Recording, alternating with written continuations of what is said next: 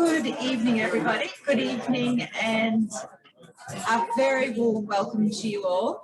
My name is Fiona and I'm delighted that you're all here to join us for the West End launch of Design Building on Country. So firstly, I'd like to acknowledge the traditional owners on the land where we gather, that's Yagara and Turrbal, and pay all of our respects to elders past, present and emerging. Speaking of emerging, I can see Charlie down the back there. This land has been an area that generations upon generations have farmed, grown wheat, fished, and also been a place of singing and song. And we hope to continue in that very long tradition of bringing people together to talk about ideas. So I'm here to do the housekeeping. So firstly, this is a chance for you to turn your phones to silent. Do feel free to engage in as much social media as you like. If you're on Twitter, we're avidreader4101. Now's my chance also to welcome our Zoom guests who are here. We have people from all around Australia. So I'd like to acknowledge the traditional owners on the lands where everybody in Zoom land is joining us from. The traditional owners of Zoom. The traditional owners of Zoom. So tonight we will be having what I know will be a wonderful conversation. At the end there'll be time for questions. If you're on Zoom, do feel free to send your questions by chat. They'll be relayed to me and I'll ask them at the end as well. And we'll conclude with the signing. So we'll have Alison and David Paul signing. Now it's my chance to welcome very warmly a dear friend of avid readers, and that's Gregory Eggett, who's elder in residence at QUT, and he's going to do the welcome to country for us. Please welcome Greg.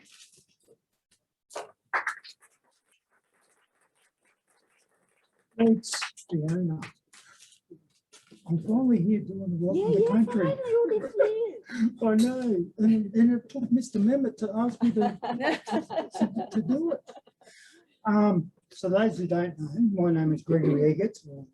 As I'm known within the South East Queensland Aboriginal and Torres Strait Islander community, Chegg or Uncle Chegg.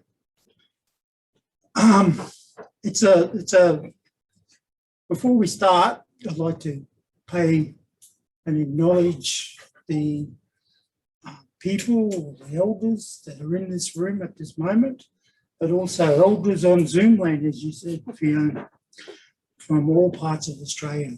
Of course, we'll have elders from all parts of Australia on that Zoom because all parts of Australia is Aboriginal land. And so it's a great pleasure for me to come along and do welcome to country. I am a Gurrumpul, Yagara and Kabi man. So I'm from this area, you might as well say, South East Queensland. I lived all my life on the best part of Brisbane, which is south of that river. And so I grew up in an island. But I was lucky enough to go to one of my traditional lands, to Stradbroke Island, ever since I was a little baby. But we're here today for me to welcome you to this place and to talk about this exciting book. I mean, one of the things that I will talk about later on when I do my welcome is about Aboriginal land. It's about our connection to this country, how that connection has never been and still here today. And that's why I'm here. It's my ancestors, their struggles that have allowed me to be where I am today. So, this is Aboriginal land, not in the past, but now. The spirits have shaped the land.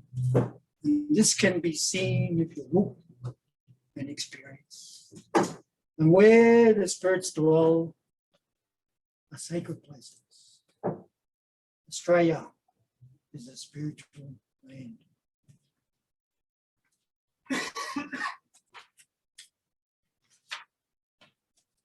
Geez, Mr. Memmott, I've got the I've come all flash today with you, mate. You and Alison there. I usually don't do this. I usually just straight off the cuff. And we are its people. Here and to the west, we have the Yagara, the Urupu, and the Turrbal people. To the east, we have the Gurunpo, the Nunako, and the Nubi people, and more. And south, of course, we have Malanjali, the Girabu, the Banjalang, and the Yukumbe people, and more. And to the north, we have the Kabikabi, the Bachala, and the Waka Waka people, and more. So, we are the descendants, and we are to be recognized. This is Aboriginal land. This spot here is Aboriginal land, a spiritual land, and we are its people. My old grandparents, my mother used to say to me, and I didn't know why they used to say this to me, but as I got older, I understand why. As you grow up, you'll be on a journey, and it's your journey to tell. And that's what I'm doing. I come from a long line of storytellers in my mob, and that's what I'm doing here today. It's my honour to be here today to do this Welcome to Country. Because what I'm doing is I'm allowing my ancestors to talk through me to the stories of this country. And there's many of them, many, many of them. So as I said before, this is a wonderful night to be here at Avid Reader, which I've had a long history of, Mayfield. I used to go to that little place down the road there. You know that one down there? Yeah, so, yep. So getting to, I will say just a couple of words in language, because I don't want to bedazzle you with language. And all it is Bolka, Bibolka, which means welcome, welcome to this place. Aboriginal land and Yagara country. Thank you.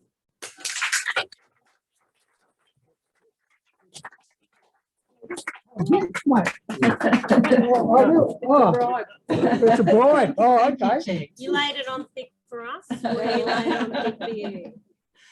And now I'd like to introduce our facilitator for the night, and that's Professor Cameron Broon of University of Queensland, who is the head of the School of Architecture. Please welcome Cameron. So I'd like to begin this conversation with an acknowledgement of country, and I'd like to acknowledge the traditional owners and their custodianship of the various lands that many of us are meeting on tonight. We pay our respects to their ancestors and their descendants who continue cultural and spiritual connections to country, and we recognise their valuable contributions to Australian and global society. So it's my great pleasure to lead this conversation tonight with Alison, Margot, Paul and Dylan. And what I thought I'd do is, rather than reverting to the bios, is to ask each of our participants to introduce themselves tonight, to give us a sense of their history and their contributions to this book. And I'm going to ask Margot to kick that off. Great. Thanks, Cameron. And thank you very much, Uncle Chegg, for that fabulous warm welcome that you said you were over-prepared for. You probably didn't need it. It was fantastic, the information you imparted. And I too would second my acknowledgement to the Yagara and Turrbal peoples. And say that, and acknowledge my compatriots here and all your mob who came out in Canberra. I'd be saying coming out on this chilly evening, but not. So I think I'll just say I work at the National Museum of Australia, where I worked for 20 years now. Before that, I set up the Aboriginal Art department, the Indigenous Art Department, the Queensland Art Gallery. So this is a bit of a homecoming. West End smells like it used to smell. It's good, that is. Food. Yeah, not mould or food. And it's quite sort of, it really does feel. I actually lived in West End, one of many abodes. However, I'm the head of the Centre for Knowledge at the National Museum, which is particularly pertinent to tonight, which I'll get to later, and the Senior Indigenous Curator and Advisor to the Director. But what's not on my business card is I'm a Gumbunga woman of the Kulin Nation as well, with strong Wiradjuri clan connections, also Irish, very significant, very much a fringe dweller of the British Empire on both accounts. And that's a sort of slight larrikinism, which I won't display tonight. I'll be very well behaved tonight.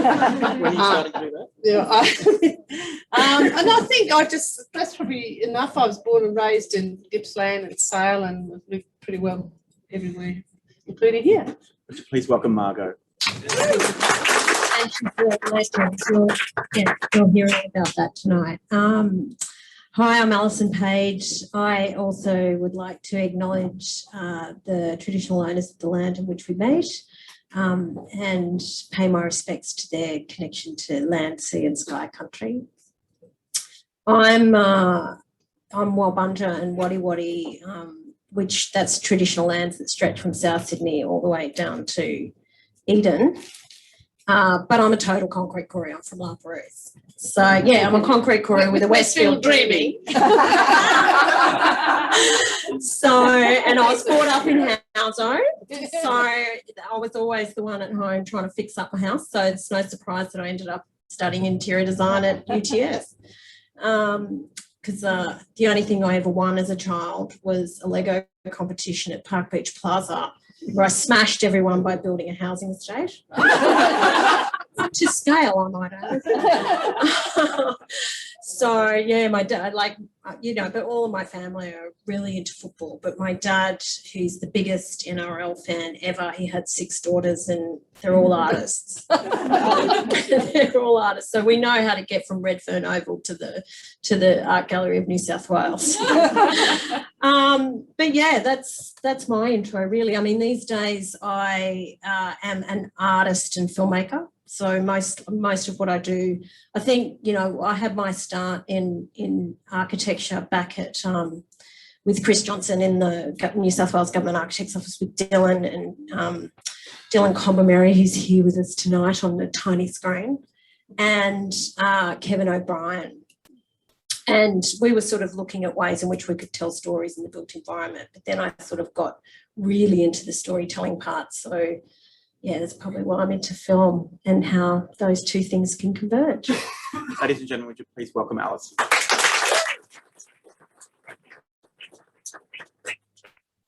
Good evening, everybody, and thanks for coming. I'm Paul Memmott.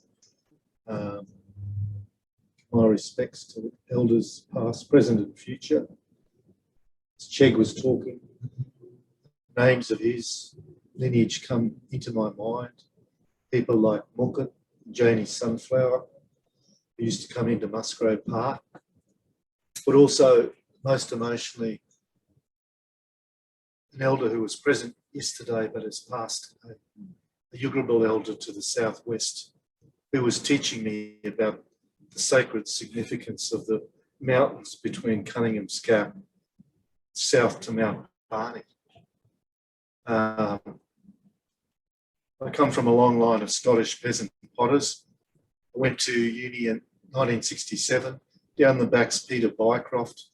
He was with a group of students and myself, who set up an Aboriginal research unit in 1972. We went on to set up a research centre, kicking off in 76. And so all my life I've been the director of the Aboriginal Environments Research Centre. So that's over 50 years now. I've collected a lot of titles and letters. Cameron and I and Al went to Government House and got a few medals from them last week. Oh, Alex. And Alex Ackfun, I acknowledge here. Yeah. If I travel north or west, all of that stuff strips away slowly. It all falls into the dust. As we go west, I become on the border, a Kamara, into Central Australia, a Jakamara, into the Gulf, a Kamarangi. I'm a Yarrawan, a bluefish. I'm a Bidabara, a bone moon, a Railba, black-headed python. So all of that identity transforms. And some of that I've put out into the book and we talk about in due course. Thanks, Ken. Would you please welcome Paul? Panelists joining us via Zoom. Oh, sorry. And I'm hoping Dylan can hear me and can introduce himself. Hello, Dylan. Thanks, Cameron, and thanks, Jake, for your welcome. I acknowledge all Aboriginal people with us tonight and say good evening to everyone. Apologies for not being there in person, but you know that's the nature of the world we live in these days. Some of us have commitments that tie us to the places in which we're living. So I'm living currently in Sydney, but I'll give you a little bit of background. I'm a Yugambeh Gurri and Principal Architect for Government Architect New South Wales. I'm joining you from Wongal land in the inner west, Sydney. I grew up in Mandurah, North Stradbroke Island, and moved to Sydney to study architecture in the early 80s. Seems like a very long time ago. I then spent over 25 years in design practice, working for the most part in Aboriginal communities, helping them to realise their building projects. During this time, I collaborated with Alison and Kevin O'Brien, learning much from them and together combining to promote the value of First Nations designers in shaping our built and natural environments. I've recently shifted focus from design delivery into strategic advice for government, which has been a great way to progress my passion for supporting the health and wellbeing of Aboriginal community and culture, given that design and planning industry impacts both. This has culminated in our office developing a Connecting with Country framework, which was launched last year. I'd also like to congratulate Paul and Alison on their book launch and look forward to our panel discussion. Thanks. Great. Would you please welcome Dylan? I'm going to begin with a little bit of background because Design Building on Country is part of a series of books. And I'm going to begin our conversation by asking Margot to talk a little bit about this series of books and the way in which design fits within this suite. Thanks. Can I stand on the ground? Oh, wow. Oh, I feel it. Oh, okay. First thing I'd like to say as an opener is this book, as you can see, is called Country, Building on Country. And I think I'm sure we all know, but the idea of country as a world view, not as a piece of land, not a bit of a real estate, not only earth, but it's actually a world view.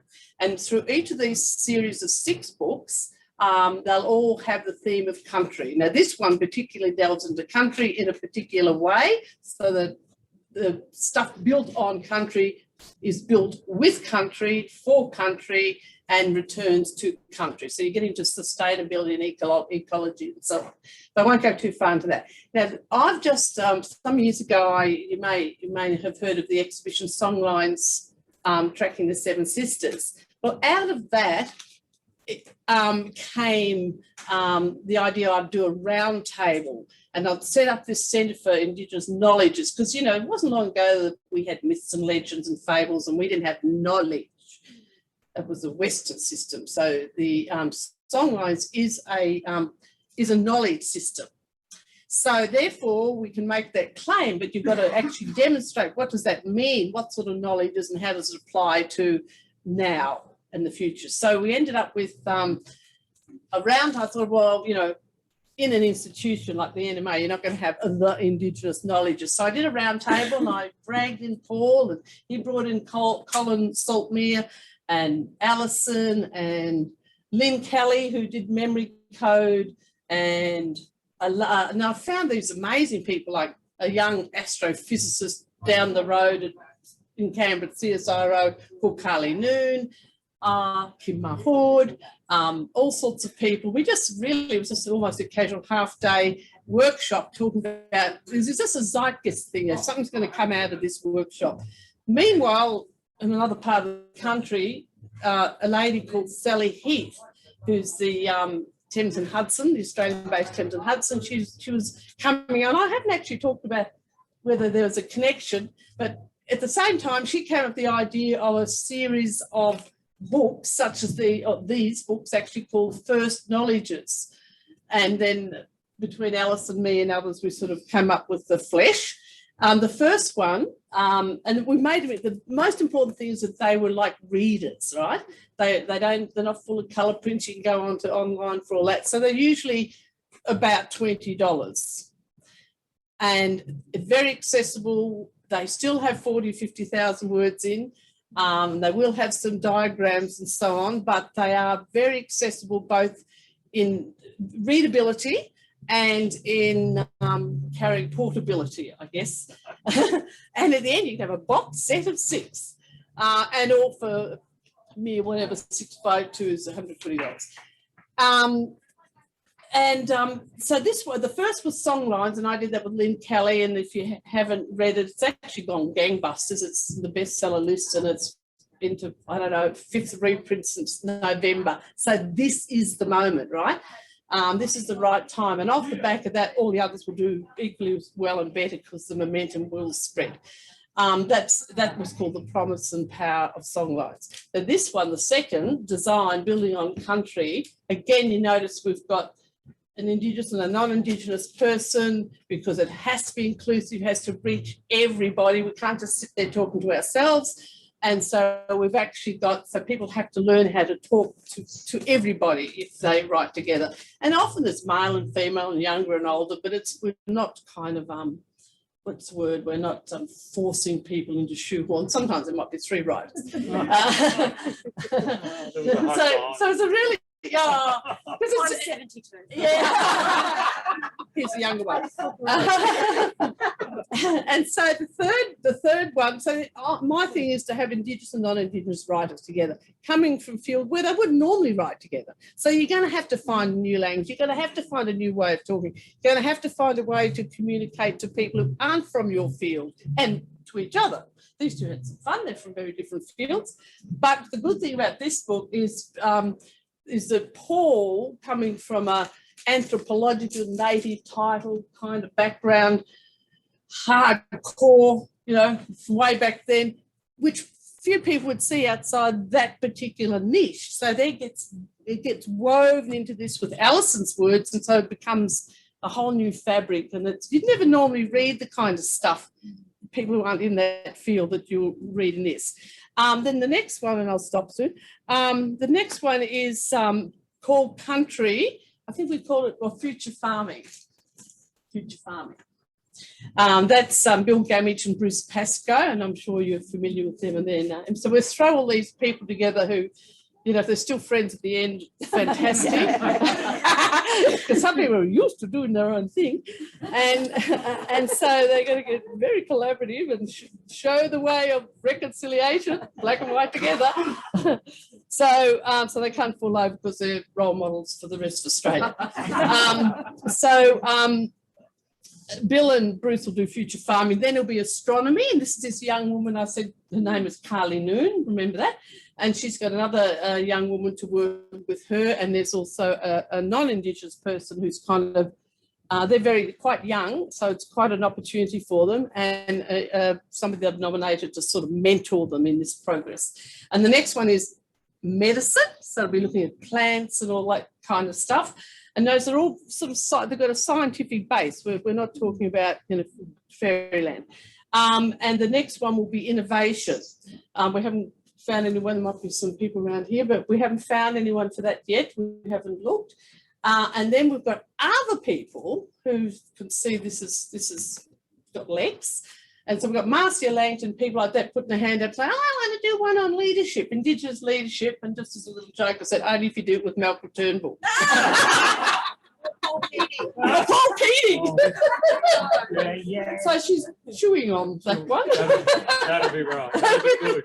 Anyway, and then who knows, we'll have someone else put the hand. It doesn't matter, we can have any number of these. In fact, we'll totally corner the market. So anything anyone wants about anything Indigenous in a proper, contemporary, inclusive, informative, but accessible way, well, you go, where else would you go?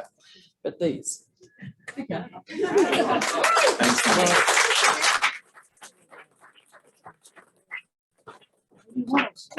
So I think the first thing we should pick up on is the way in which the pairings have worked.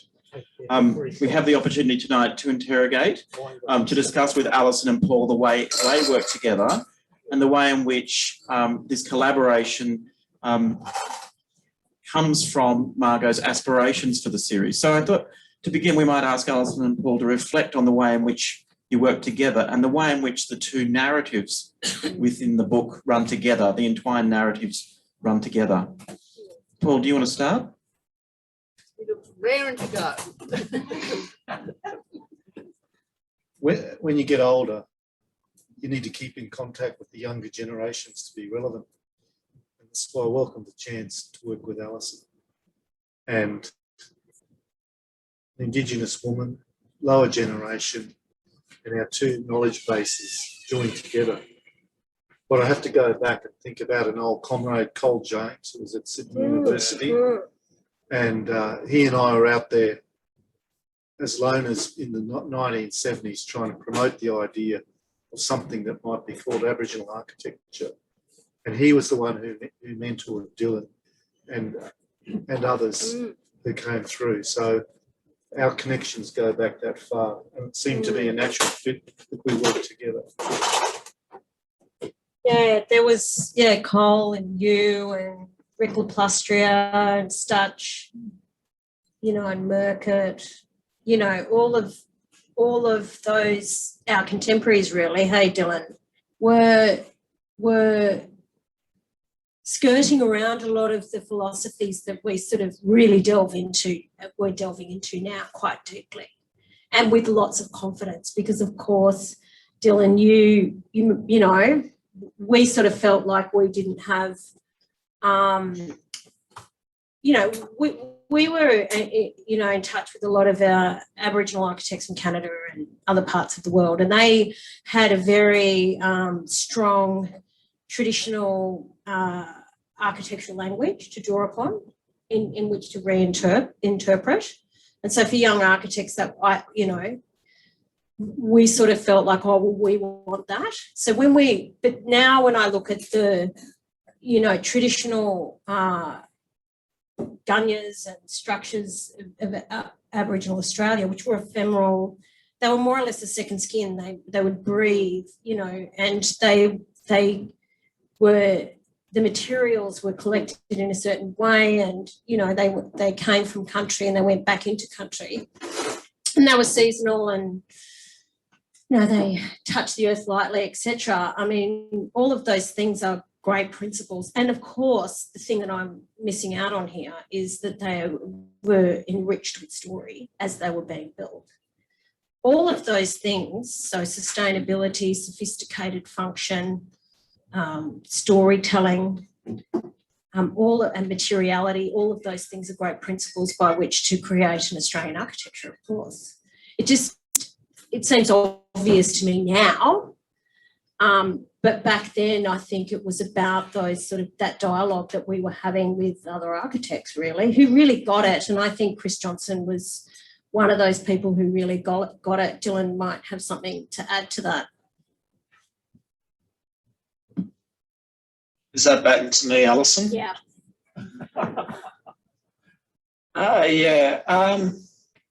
So Chris Johnson was a former government architect, and he is, a bit of a stirrer. He stirs the pot. He's a provocateur, and to promote what was an emerging Aboriginal voice within our industry was seen as quite provocative, actually. Was untested, particularly within the government environment. And so people were very nervous. They wanted to have hands-on control to make sure that the projects would be delivered. And we showed them in some, that we could do that with flying colours and, really inspire the communities that we're working with, that they're in safe hands. And in many ways, this networking and the supporting of Black industry was very important for us, as it was for the community, and a way in which, we could more lightly get around internal politics within communities. So we had a great run, Alison, 25 years working with the community, designing, we're off on different tangents, but still crossing paths. And I think just sort of touching lightly on what you said about looking afield, when I started practicing back in the early 90s, I didn't know Alison existed. I didn't know Kevin existed. In fact, I didn't know anybody existed who was an Aboriginal architect in Australia. And I had a fire in my belly. Whilst I respected, my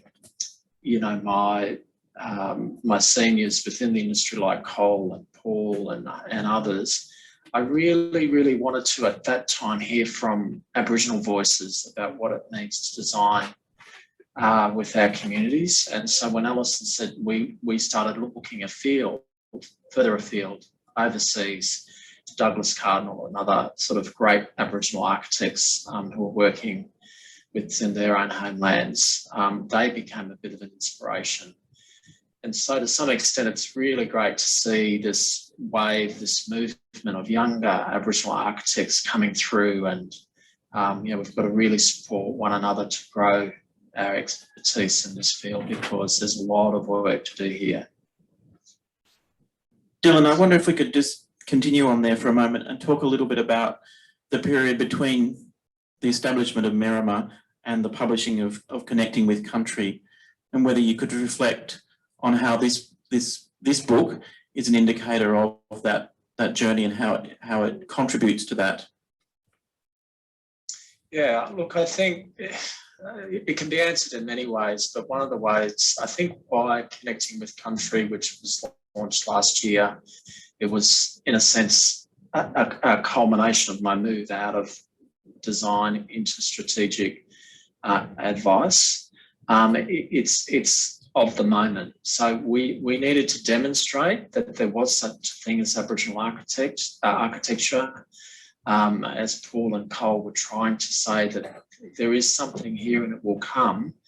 So those of us that started to come through those early days have now been able to demonstrate that there is a way of connecting with country through design practice, and particularly being led by Aboriginal community and designers in order to do that and to collaborate, actually. So as Marga was saying, it's not just about us talking to ourselves, it's about us promoting this to the rest of Australia, because we've got a lot of work to do there. So Connecting with Country is, yes, to support Aboriginal community, you get more involved within the built environment, but the timing is such that we needed to demonstrate that there was something actually there. People were a little bit sceptical, what is it? I think they still are. They need help in understanding actually still what it is and what it can be. But hopefully the work that we're doing and the ideas and the concepts that we're promoting, like in this book and also in the framework and other strategies, is helping us all get a bit further along the track. So the final chapter, chapter 9 of the book, The Offering, A New Australian Design. I'm going to read the last 2 paragraphs because I think it opened up a very interesting conversation I'd like to have. There is a new awakening fueled by ecological necessity to redesign our future and the relationship that we as people have with nature and each other. We can design our built environments to be part of the managed landscapes that form the basis of First Nations ecology since time immemorial. Our objects, interiors and places can be an extension of the songlines that crisscross this country in every direction and are a web of knowledge embedded in our everyday lives. This new Australian design, capital N, capital A, capital D, that emphasis is mine, will improve the well-being of people and create places that ultimately mean more to all of us. It will extend country, not abrogate it, and it should be created with that in mind because we are all connected to country. So one of the greatest moments of hubris in architectural discourse in Australia, I would suggest, is the complaint, the discussion around what is Australian architecture. And it's something that many of us would like to have seen set aside. But what I think is suggested by the last two paragraphs of this book is that there might be a very productive conversation that projects like this work, the work of our panelists might open up, is to actually create a definition of what Australian architecture and design is that is actually meaningfully connected to country. I'd like to ask Alison, Paul and Dylan to give their thoughts on that proposition. Thanks, Cameron. You know, I'm really reminded of the story about the building of the colonial buildings along Macquarie Street in Sydney. So when the first fleet arrived, there were these middens on Bennelong Point that were 12 metres high. That was such a useful resource that they renamed that place to be Lime Burners Point, because they made a concrete out of it, and it's rather pathetic, I think, that the actual foundations of our Parliament House are built from the countless stories, campfires and meals that were shared during ceremony at Tubagula, which is the place where the knowledge waters meet. You know, Bennelong Point. You know, so there's so much in that story, in the sense that even the renaming, just the renaming of places. So instead of being the place where the knowledge waters meet, where the tank stream meets the harbour and the saltwater and the freshwater meet, let's just call it Cattle Point because we're putting cows there. Let's just call it Lime Burners Point. Or let's just call it Bennelong Point, just after some guy that, you know, had a bromance going on with Governor Macquarie. You know, so for me, you know, Australian architecture, you know, and Robin Boyd wrote about this in The Australian Ugliness, you know, that we just transplanted these buildings from another place to remember another place and another time, that had no regard to the climate, no regard to the animals and the plants, no regard to country. And so, you know, as architects and designers, there's a couple of things. You're adding a new layer to country. So how can this new layer, and that's actually where this design inside the book sort of comes from, is because we used to talk about it all the time at Merrimah, where we used to say that there were these layers of steel and glass and concrete. You know, how can we sort of pick the scab of those layers and allow the blood of the country to kind of come through? So as architects and designers, you should ask yourself two questions. How can my new layer be an extension of the cultural landscape that has been managed here for millennia? And the second question is, how can I embed, if this layer is, you know, covering up songlines, how can I either reinstate those songlines or create new songlines for people to engage with? Because we know that Aboriginal people remembered all of their traditional knowledge by walking through country, and it was embedded as a mnemonic in geographic locations and in artefacts. So think about your building as an artefact. How can you etch that building with story? How can you vitalise it with life force? And part of that is an understanding of the belief system of the dreaming, because under the concrete and the tarmac are sacred sites. All of Australia is covered in sacred sites. The belief system tells us there are perpetual energies inside those sites, which Chegg was referring to. It's energies in the environment. Tonight, we are in Kurilpa.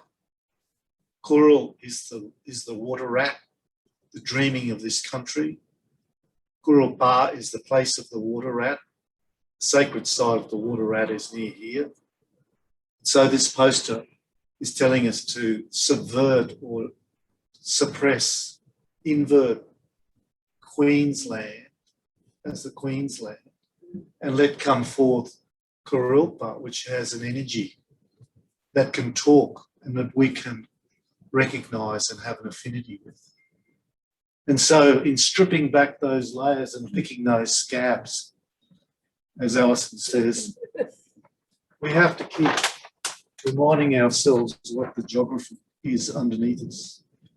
And this map is a map that we produced in a city, Brisbane, showing the Aboriginal places that were here, that we know about at the time of sovereignty. And so this educational journey that everybody has to come on, that we have to convince people to come on, so that there can be an equity of knowledge in our society amongst everybody about Aboriginal culture, Aboriginal landscape, and the real significance that goes back tens of thousands of years that can be drawn down on to create what we might think of as a really genuine and authentic Aboriginal architecture for Australia. Well, it's Australian architecture is tens of thousands of years old. Dylan, do you want to pick up that point? I mean, it's a really big one, isn't it, to answer it fully. But my contribution would be, people want to jump to designing with country, but they don't know what country actually means, let alone how to connect with her. And I refer to country as female, as her, as the mother nurturer, as personage, not an object, not inanimate. So to start with country has a purpose. Country is speaking to us, and that's what Paul's saying. That's a really hard concept for particularly non-Aboriginal people or people who haven't got a sense of spirituality or the intangible. So to start with country, listen to country, understand or try to begin to understand what her purpose is, actually gives you the ingredients for spatial design. So I was at Kamay Botany Bay where that old fellow Captain Cook came in, and made first contact with the mob there. And I was with Victor Stephenson, who wrote that beautiful book, Fire Country. And he actually said in places of in parts of the meeting place where the visitor centre is currently there at Canal, there are certain types of trees that are still present at the time that Cook came ashore. So that's memory of country that's still present. And he says we can support that memory of country. And he demonstrated really beautifully how that country is in its best, how it would be in its best health. And he said that sometimes you have to remove the foreign grasses and the subgrowth to allow that country to breathe. He kept referring to the country feeling choked and needing to breathe. And where even Indigenous species can be opportunistic, they can attack and be from wrong country and attack trees that actually belong in those places where they are foreign, and be very opportunistic. And it is really up to us to help care for that country so that it is strong country and healthy country, and in turn can support us. And one of the big things that I'm really trying to get involved with is, how we do these backburns that devastate our landscape. Actually, we think we're trying to protect ourselves from those wild bushfires, but in fact, what we do is we make the conditions much more suitable for those next bushfires to come, those wild bushfires, because what happens is this country that loves hot fire plants that love hot fire, and they invade that country and make themselves more prominent so that when something comes through again, those fires become hotter. So there's all sorts of practices that we need to perform with these cultural landscapes, these landscapes in which we design, that are part of our design process. So architecture is not, the building of things is not devoid of the landscapes in which they sit. They're very much complementary unless we understand country, and not just the natural things, but everything within country. But if we start even with the natural, there is a way of being in different parts of Australia. We need to understand those ways of being.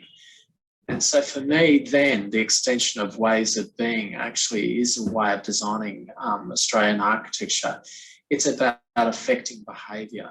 So it's not just about, in our awards, the way we recognise good architecture, we recognise what looks good as to what behaves good. And so that's what I would suggest we're moving towards, and certainly the things that we were exploring in Miramar and continue to explore and promote is how do we make our built environments perform better, connect with country, and so on. That might be a nice moment to, thank you, Dylan, to open the floor to questions. Fiona, are you going to field those? So do we have some questions? I'm sure all of our brains have just been sparkling and going crazy with all the wonderful ideas from our panellists. Yep, I'll just bring the microphone so Zoom can hear.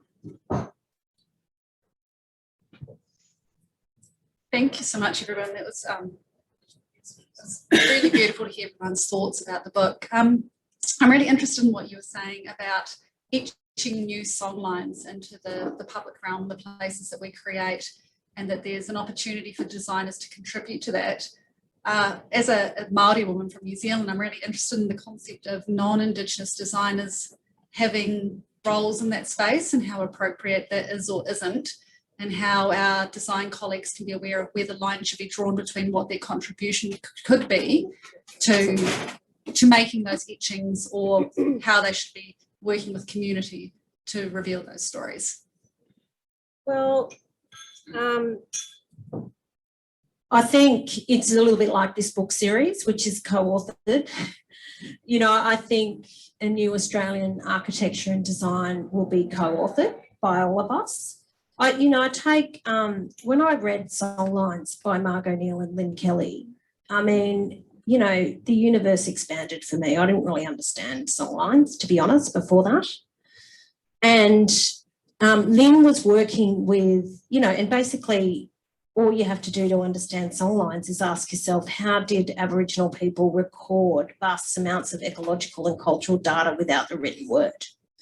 So they embedded it in their environments. And so Lynn was working with some elders down in Victoria, designing schools where they could embed the curriculum into the schools. So, World War II started at the top of the stairs next to the girls' toilets kind of thing. And so it doesn't have to, when you look at the potential of songlines, I made that up. The boys' toilet, sorry, it's the boys' toilet. Sorry. We're all gender fluid now anyway. When you look at the potential of this memory system and how we can use our built and grown environments to actually teach us stuff. Personally, I just think, I wouldn't limit it really. I mean, that's putting aside this whole discussion about the involvement, culturally appropriate involvement of Aboriginal practitioners in architecture, because in the 90s it was really fashionable to just design totem buildings, and everyone was like, that's Aboriginal. But, as Dylan said, it's more of a process rather than a product. But personally, I think, just specifically to songlines, that idea should be adopted by everyone. The other idea that Margot spoke to me about, which also blew my mind, was that, and, Dylan touched on it as well, is that there is no such thing as inanimate objects in the Aboriginal worldview, that all things are living. There's diarrhea dreaming. Yeah, but the rock has knowing, you know, so we can all accept that a tree is a living thing.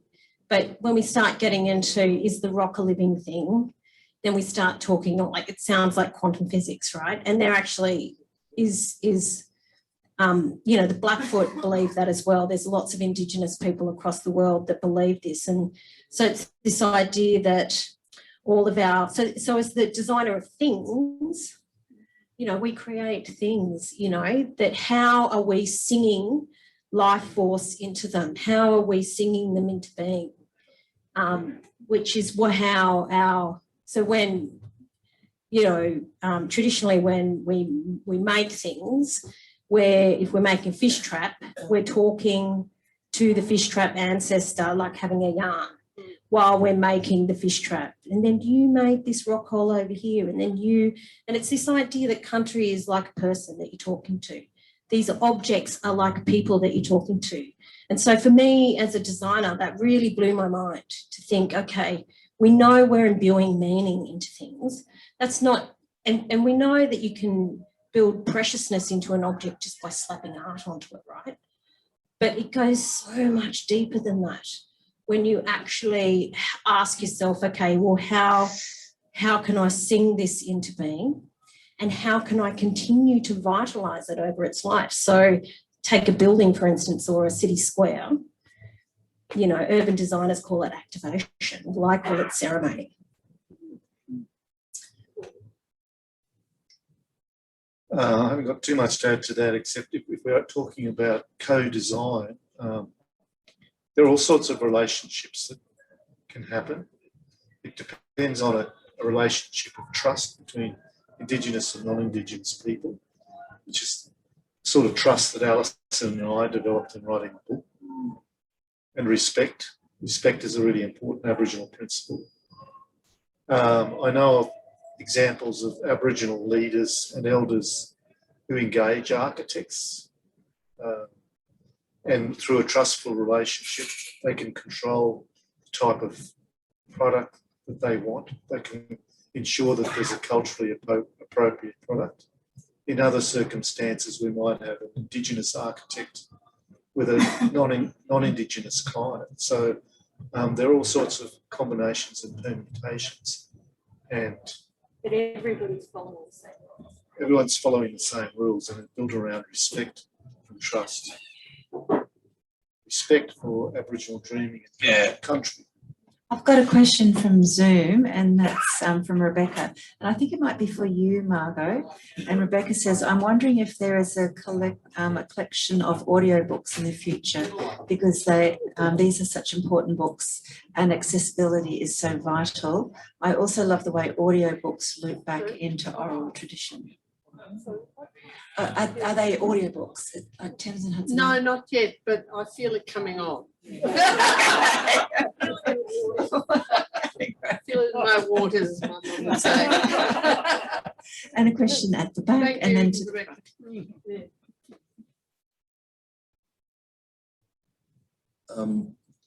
Paul, a few weeks ago I was on North Stradbroke and I ran into Pete Kelleher.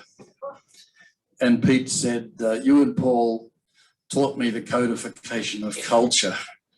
At the moment, I didn't sort of understand it, but I went home and I started thinking about it, and I started to, that's one of the most wisest phrases, that culture is this embedding of religion, environment, family, life, settlement pattern, belief systems, ideology, the codification of that through the various mechanisms that we deal with, of which architecture, I think, is just one.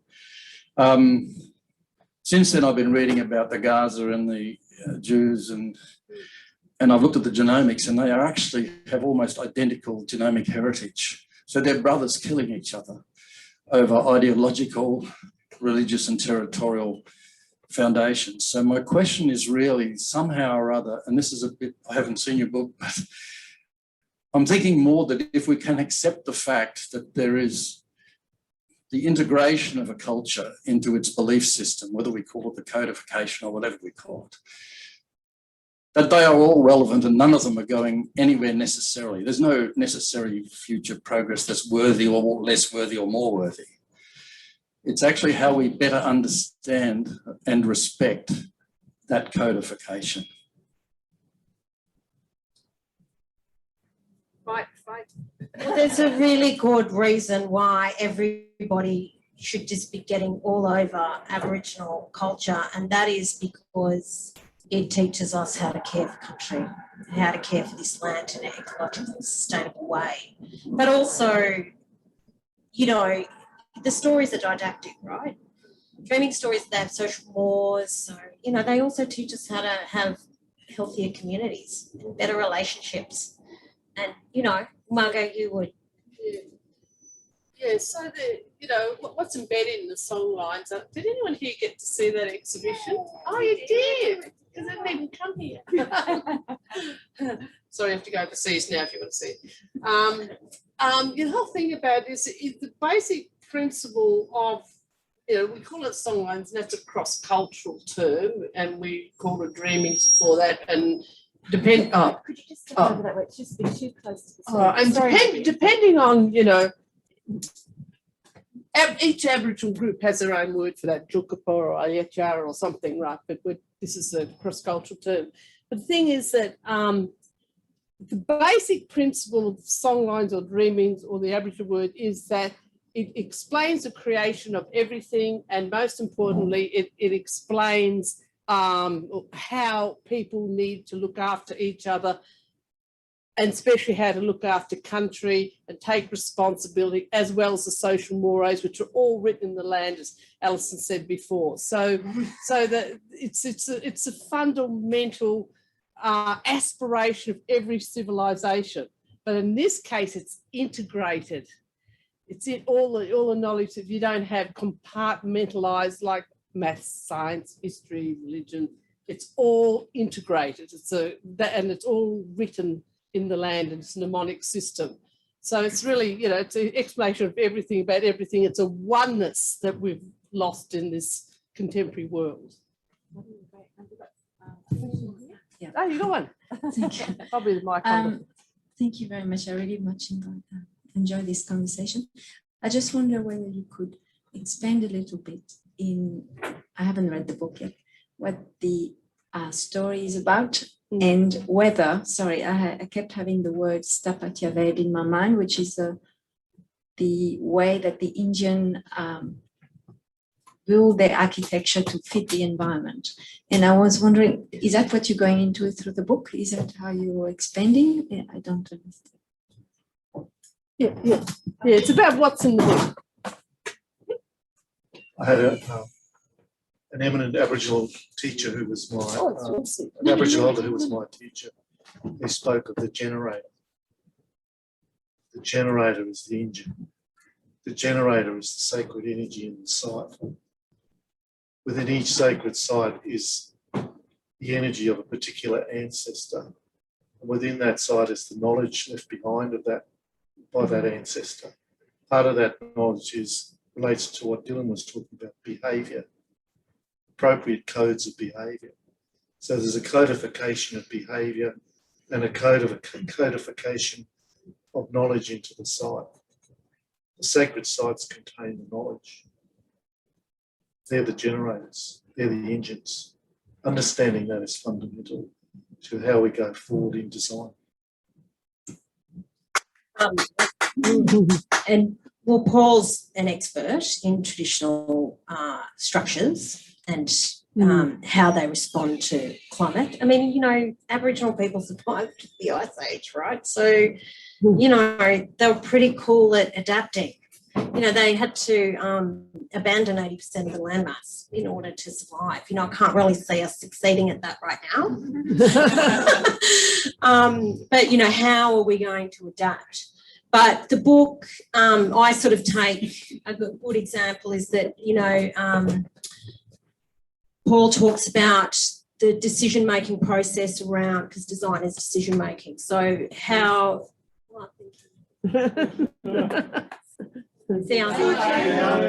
It's fluid. The decision-making process around how you'd set up a camp, sight, smell, you know, climatic conditions and materials, et cetera. And then I'll take that and say, well, okay, how can those things inform how we might design a city? And for me, you know, I go into how we can embed traditional knowledge. You know, I think we should have the single mother dreaming. I think we should be making new songlines and new dreamings. Just do the friggin' dishes, kids, because mum's really tired. But also truth telling is obviously going to be the next big thing, and how we reimagine monuments and history, and that's going to be a big thing in Australia, because our history is very painful, but I think we're ready to hear it. A lot of Australians are thirsty to hear the story of how this modern Australia was born. And then the third part, I think, is about ceremony. So how can we activate all of these places with, you know, parties and corroboree and, you know, but actually inject some meaning into it, so it's not just, you know, like projecting stuff on buildings and that's all we do, you know, like let's actually design some purposeful meaning behind why we take our shoes off and stomp our feet together, you know. That kind of leads into the next question really well, and it's from Jennifer. And first of all, she says, thanks to Margot for the series. Jennifer's already read the first book and she's looking forward to this one. But she's on Djarawar and Gabel country, which is being covered by concrete. And her question is, how can we use public art to allow our country to breathe?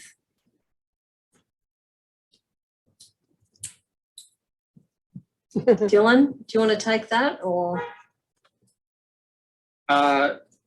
Yeah, I'm still locked into something that one of the other. I might just start with a thought that's kind of in my head, and then come back to this one. It's about what Paul said with relationships and how important they are. And you know, I've spoken at a lot of events like this, and often questions come, you know, like, we're really excited about learning more about Aboriginal culture. Can you teach us more? And, you know, this sort of thirst and interest in Aboriginal culture, which is great. But to what Paul's saying, I think there needs to be, you must start with respect and a relationship with Aboriginal community before you can even get to any of the stuff that you see as the good stuff.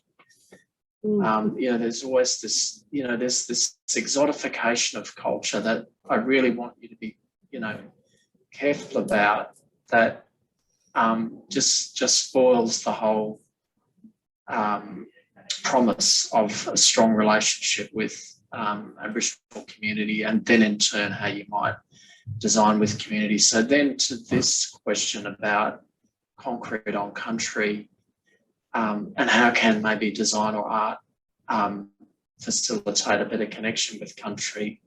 I don't know. It sort of seems to be, again, a jump too quick to design as a solution, as opposed to the fundamentals. What is the foundation of connecting with country, connecting with community, supporting the community, addressing still intergenerational trauma, still addressing disadvantage, you know, all of the things that are still present within our community. We've got a community in Sydney who are sick and tired of asking government to get onto their lands to perform the duties and the responsibilities they have to care for country. And it's outrageous. We've got sacred sites. These are actually colonial sites. So here you go, that's a bit of a mind bender. So there are sites that are in Aboriginal communities' collective memory, colonial sites, that have very significant meaning for them. And we've got government wanting to move those buildings. They think they can move those buildings, the bricks and mortar of those buildings, and put them somewhere else to allow for development to happen. Well, to me, that's a nonsense. That actually contradicts this idea that we have, that you make from country and you make on country. So that thing then has a relationship to its cultural landscape. if you take part of that, it's like taking a limb off your body. You know, it ceases to function in the way it should function as a whole. So there are big things that we really need to cut. The foundational stuff we've got to really tackle. I think it went to the lady that asked that question, you know, about, you know, in Aotearoa, where, you know, Māori and, you know, white fellows are working together perhaps to design places. It's got to come with, you know, respect, relationship building, trust, ongoing learning, cultural immersion, you know, it's very foundational. I think we really need to work much stronger and harder at that sort of stuff. So the whole industry is going to have to change, Butch, because, you know, with public art, you know, I'm sick of it being tacked onto a building like it's jewellery at the end. So the way that architectural competitions happen, where, you know, like it's like once you're through to the third round or something, then they'll introduce you to community. It's like, well, the horse is bolted by then, so show's over. Or the way that public art is procured in this country is usually towards the end, if not right at the end of the building process.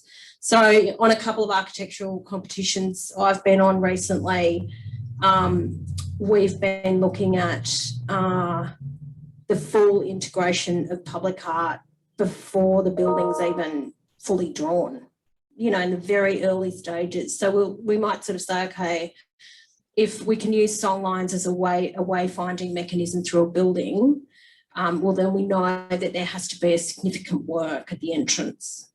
Or if we want the facade between the interior and the exterior to sort of ebb and flow because it's sitting on top of a former, you know, creek that runs through the building, and we want it to kind of have that tidal sort of movement, people, as the waters did for a long time, well, then we know that we have a practical issue around, well, where is the entrance? Okay, well, then a significant major artwork should be there in order to draw people from the ground plane into, you know, so it's just sort of the way, you know, I know that's me jumping to design, Dylan, but it's just the way the buildings are designed. I think architects need to engage with artists a lot sooner in the process and ask themselves the question, what is the story of this building? What are the multiple web of stories of this building? Or this place? Place. Yeah.